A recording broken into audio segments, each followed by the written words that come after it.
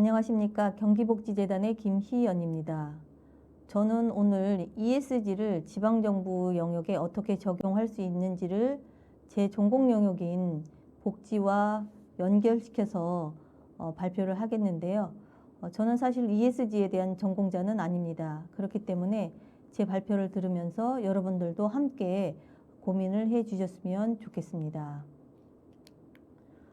제 발표 순서는 먼저 ESG가 무엇인지, 그 다음에 ESG라고 하는 기업의 활동과 유사한 개념들을 가지고 비교를 좀 해보겠고요. 마지막으로 이 ESG를 복지에 어떻게 접목할 것인지에 대한 제 고민을 말씀드리도록 하겠습니다. 그러면 우선 ESG에 대한 개념인데요. ESG는 기업이나 기관의 장기적인 가치와 지속 가능성을 평가하기 위한 비재무적 성과 지표인데요. 이 비재무적 성과의 영역은 환경과 사회와 지배구조 이런 세 가지 영역을 평가하는 것입니다. 그래서 각각의 평가 영역에 머리 글자를 따서 ESG라고 명명하고 있습니다. 그동안에는 투자자가 투자 대상 기업을 평가할 때 매출이나 영업이익 등 재무적인 요소만 평가해서 투자를 했는데요.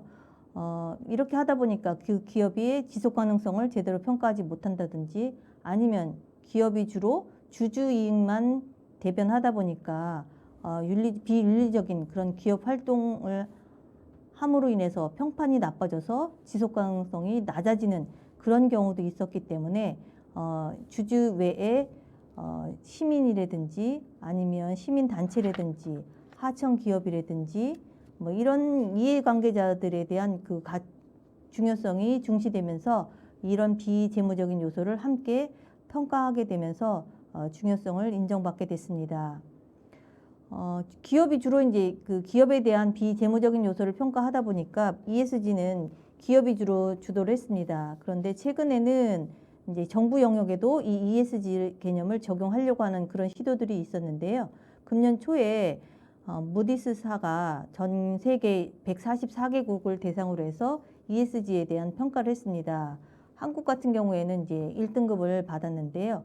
이런 것들을 계기로 해서 기재부도 정부가 출연한 그런 공공기관에서도 경영 공시 항목에 ESG 관련 항목을 추가하겠다라고 발표를 했습니다. 금융위원회 같은 경우에는 2025년부터는 자산 총액 2조 원 이상의 유가증권시장 상장사에 대해서는 ESG 공시를 의무화하겠다라고 얘기를 했고요. 2030년부터는 모든 코스피 상장사로 확대하겠다라고 발표한 바 있습니다. 그러니까 기업들 입장에서는 앞으로는 ESG를 당연히 어떤 평가의 항목으로 받아들이고 실행을 해야 되는 그런 상황에 직면했다고 할 수가 있습니다. 그렇다고 그러면 ESG는 어떻게 발전을 했느냐 보면 UN 환경계획에서 우리 공동의 미래, 즉 지속 가능하기 위한 우리 공동의 미래라고 하는 보고서를 채택을 하면서 그때 이제 처음 등장했던 것이 바로 지속 가능 발전이라고 하는 그런 개념입니다.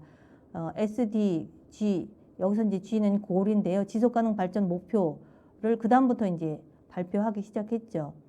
그리고 이 UN 환경계획의 금융 분야에서는 그 주가에 영향을 미치는 기업의 활동 중에서 윤리적인 책임, 사회적인 책임을 강조해야 된다라고 하는 책임 투자 원칙 SRI를 처음으로 이제 논의하기 시작했고 그때 이제 그러면 책임을 지어야 될 영역이 어디냐? 환경과 사회와 지배 구조다라고 해서 ESG 개념 용어가 처음 등장하게 됐습니다.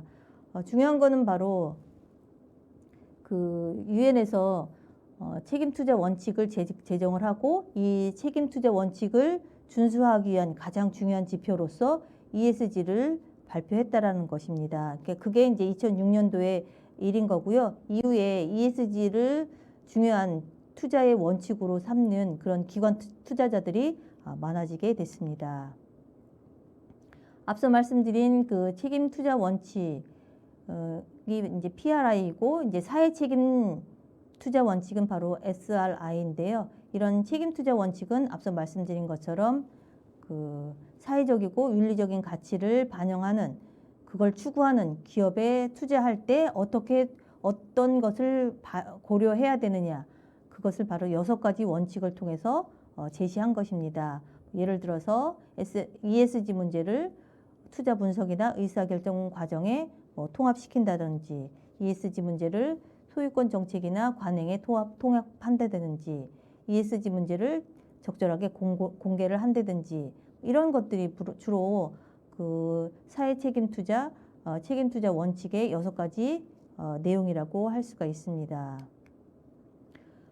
ESG의 주요 테마를 보면요, 환경은 가장 핫 이슈가 되는 것이 바로 기후 위기죠. 그러니까 기후 위기에 대한 거, 그다음에 이제 탄소 중립, 환경 파괴, 산림 파괴, 생물 다양성을 어떻게 보존할 것인지, 수질 오염, 대기 오염, 이런 것들에 대한 환경 오염, 이런 것들이 있고요. 사회적인 영역에서는 인권이나 그다음에 작업장 내에서의 안전, 그다음에 근로자의 건강, 그다음에 그 이민자들을 포용할 수 있는 포용성, 내지는 성별 격차에 대한 형평성, 이런 것들에 대한 것들이 이제 주요 이슈로 다루어져 있고요.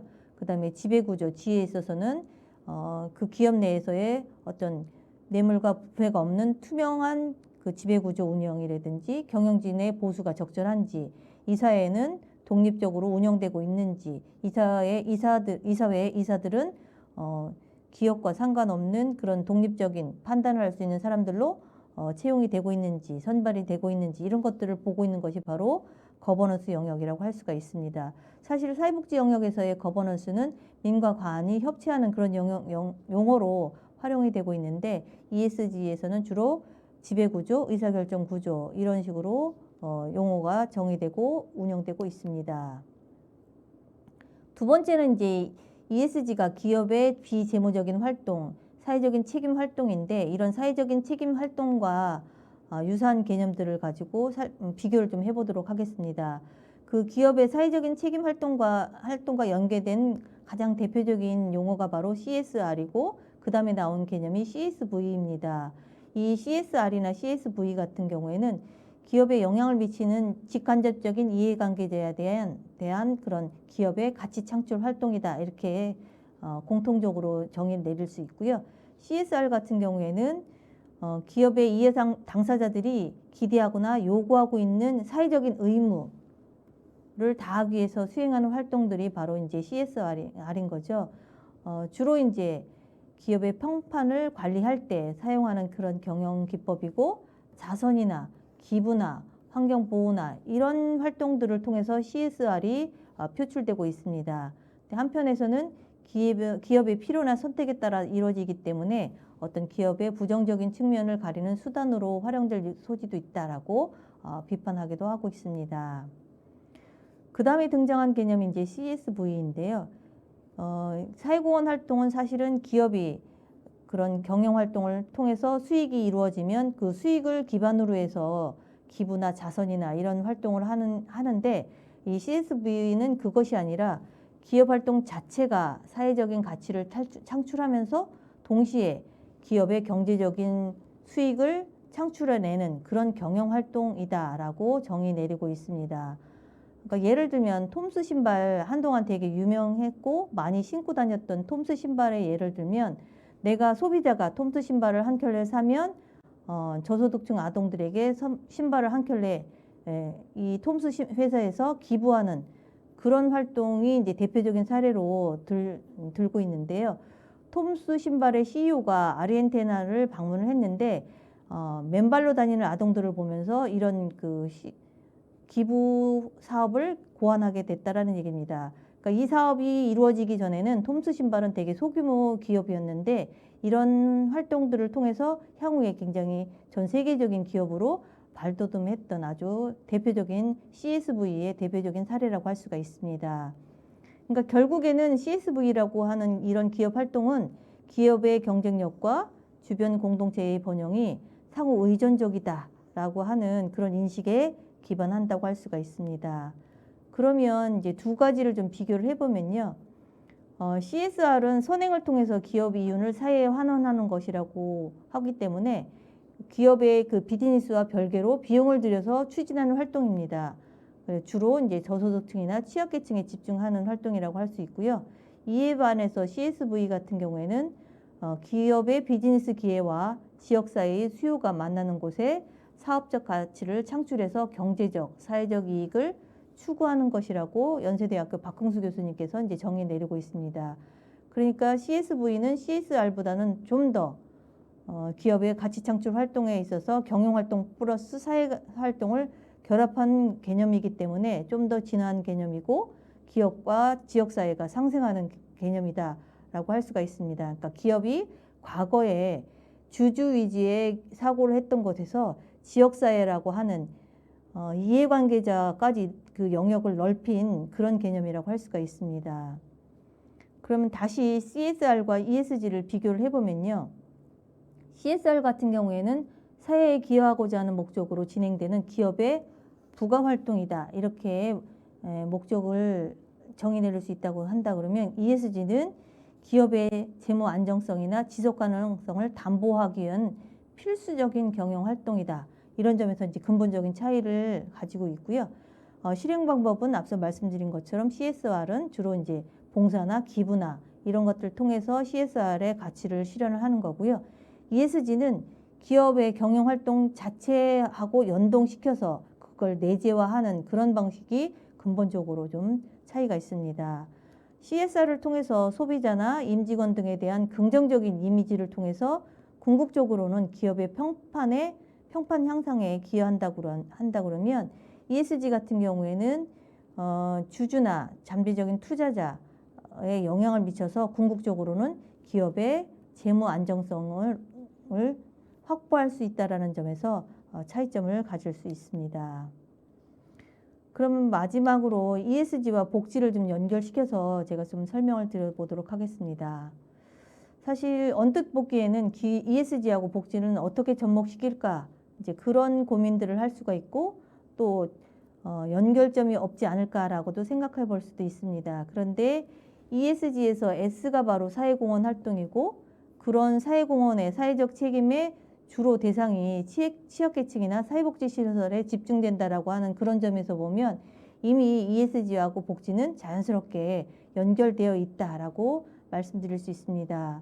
예를 들면 금융을 목적으로 하는 기업이 지역아동센터에서 있는 아동들을 대상으로 해서 금융교육을 무료로 시켜준다든지 태양광 제품을 생산하는 기업이 전국 사회복지시설 중 이제 몇 개를 선정해서 태양광 설치를 무료로 설치해줘서 어떤 냉난방비를 절약시키는 그런 활동들이 지금까지의 어떤 기업의 사회적 책임 활동이라고 할 수가 있습니다. 그러니까 여기에는 자연스럽게 복지하고도 연결시킬 수 있는 거죠.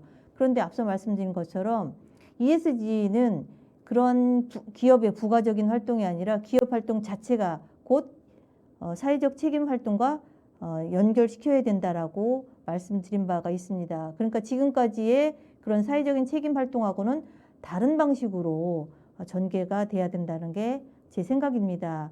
그러니까 과거에는 취약계층 중심의 사회공헌 활동이었다 그러면 이제는 이해관계자가 취약계층뿐만 아니라 모든 국민을 대상으로 할 때 제대로 된 그런 ESG의 S 항목에 해당된다라고 저는 생각을 하고 있고요. 그 다음에 이제 과거에 사회공헌 활동이 주로 의식주와 관련된 기초적인 그 요구에 주로 초점을 맞췄다 그러면 앞으로는 그 영역을 뭐 인권이라든지 S의 영역뿐만 아니라 뭐 안전 보건, 환경의 영역까지도 다양하게 좀 확대를 해야 될 필요가 있고요.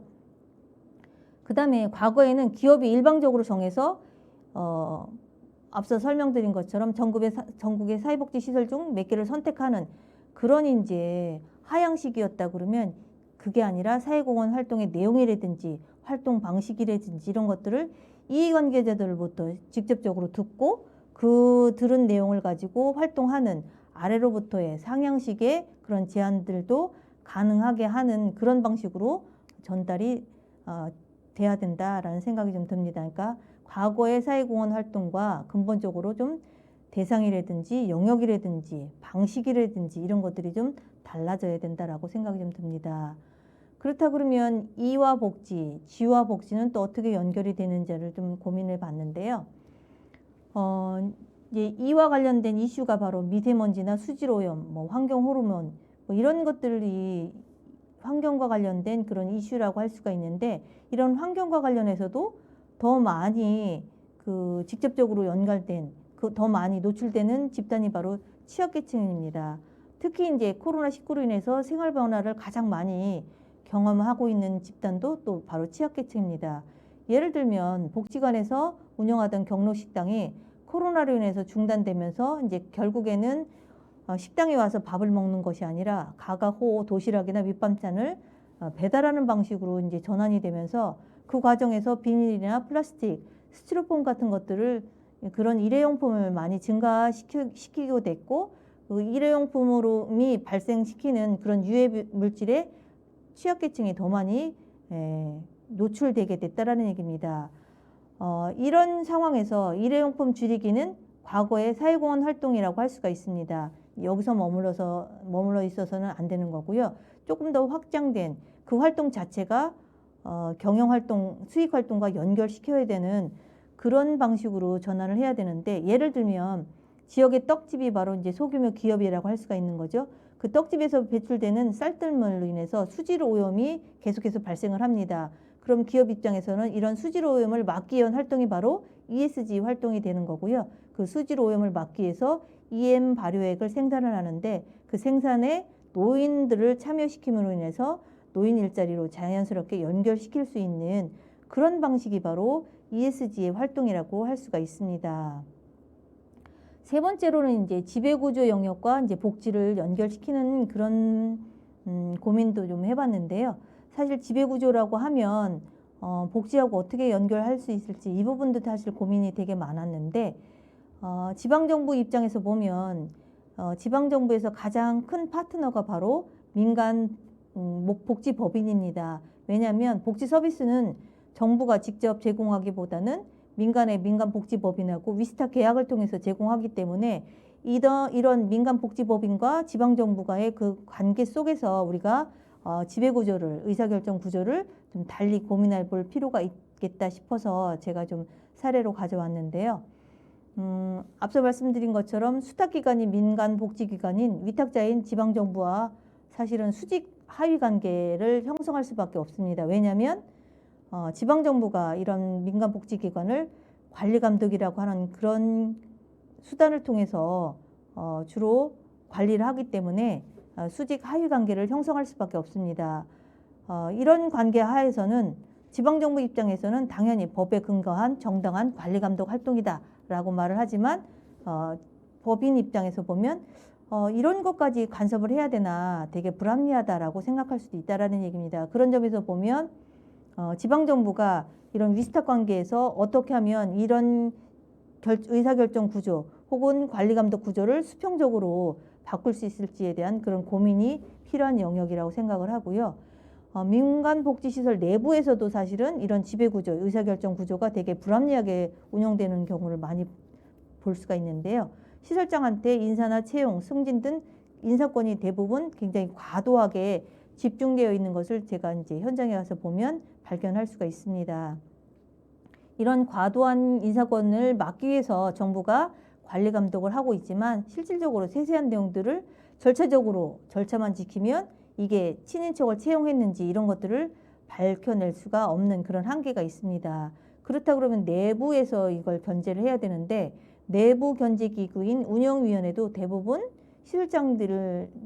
시설장이 위촉한 사람들이기 때문에 사실 내부 견제를 제대로 할 수 없는 그런 상황일 수가 있습니다.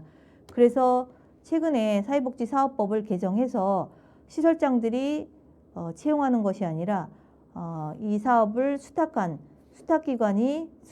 사회복지기관이 직접 채용하는 그런 방식으로 이제 법을 개정을 했지만, 아직도 시행을 하고 있지 못한 그런 상황입니다. 그러니까 이런 법 시행을 통해서 과도한 인사권의 집중이라든지 이런 지배구조, 의사결정 구조를 좀 완화하는 방식으로 개선이 필요합니다. 개선 방안은 이제 간단히 한번 말씀드렸는데, 그 외에 조금 복지 영역에 ESG를 적용하는 그런 고민들을 좀 생각해 보면, 정부가 관리감독 외에 사회복지시설을 3년에 한 번씩 평가를 하도록 되어 있습니다. 이런 평가 항목에 ES 관련 지표를 추가하는 것입니다. 예를 들어서 시설 및 환경 영역에 일회용품 감소 노력을 얼마나 했느냐, 재정 및 조직 운영이라고 하는 그런 평가 영역에 최근 3년간 인사 안전사고 발생률이 뭐 감소했느냐, 발생했느냐 이런 걸 측정한다든지, 운영위원회 여성 비율을 얼마만큼 높였느냐, 내부 비위 발생을 공개했느냐, 이런 것들을 지표로 추가하는 것도 한번 고민해 볼 수가 있습니다. 사실 그런데 이런 평가 영역은 중앙정부가 지표를 만들어서 내려보내기 때문에 중앙정부에 이런 ESG와 관련된 지표를 넣어달라고 여러분들이 건의하는 것도 한 방법이 될 수 있고요. 서울과 경기도 같은 경우에는 자치평가를 하고 있기 때문에 자체평가 지표에 ESG 지표를 넣는 그런 고민도 함께 고민해 주시면 좋을 것 같습니다. 두 번째로는 ESG에 대한 교육입니다. ESG에 대한 개념을 거의 알고 있지 못했기 때문에 이런 개념, 근본적인 기초적인 개념뿐만 아니라 이것을 각각의 영역에서 재정 영역, 복지 영역, 뭐 환경 영역 이런 영역에서 어떻게 적용할 수 있을지를 담당하는 공무원분들이 브레인스토밍을 통해 가지고 한번 자체적으로 고민하는 그런 교육의 시간을 갖는 것도 굉장히 의미가 있다라고 생각을 들고요. 마지막으로 복지 사업이나 아니면 각자 여러 선생님들이 추진하고 있는 사업을 시행하기 전에, 지금 어떤 사업을 시행하기 전에 환경 영향 평가도 하고 또 성별 영향 평가도 하고 있습니다. 각각의 영향 평가를 할 때 평가 지표가 체크리스트가 다 있는데요. 이런 체크리스트를 한번 모아가지고 각각의 사업을 시행하기 전에 ESG 영향 평가 지표를 만들어 가지고 한번 평가해 보는 것도 하나의 방법이 될 수 있을 거라는 생각을 좀 해봅니다. 네, 제가 제 고민을 이제 발표한 것은 여기까지인 거고요. 앞으로 여러 선생님들이 각자 영역에서 ESG가 하나의 이제 대세로 자리 잡고 있기 때문에 ESG를 내 영역에서, 내 업무 영역에서 어떻게 적용할 것인지를 고민하는 그런 시간을 가졌으면 좋겠고, 그런 고민에 제 발표가 조금이라도 도움이 됐기를 바랍니다. 고맙습니다.